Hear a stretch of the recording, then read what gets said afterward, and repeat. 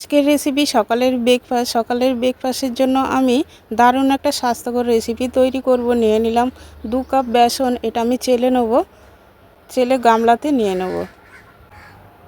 চালানো হয়ে গেছে। এবার আমি একটা বাটিতে জল নিয়ে নিলাম, দিয়ে দিলাম চিনি আর স্বাদ মতো লবণ, দিয়ে দেবো লেবুর রস।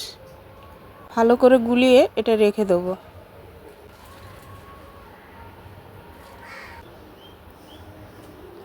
এবার সে বেসনের মধ্যে দিয়ে দেবো আর দেবো পরিমাণ মতো জল। ভালো করে এটা ফেটাবো।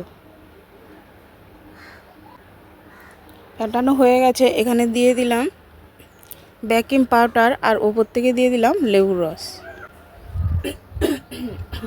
এবার একটা সিলভারের বাটিতে তেল দিয়ে দেবো, চারিদিকে লাগিয়ে নেব। এবার দিয়ে দেবো বেসনের ব্যাটারটা। আগে থেকে আমি জল ফুটতে দিয়েছিলাম একটা গামলাতে, ওখানে দিয়ে দিলাম একটা র্যাং। তার উপরে এই বেসনের ব্যাটারের বাটিটা বসিয়ে দিলাম 20 মিনিটের জন্য। এবার ঢাকিয়ে দিলাম। 20 মিনিট হয়ে গেছে বন্ধুরা।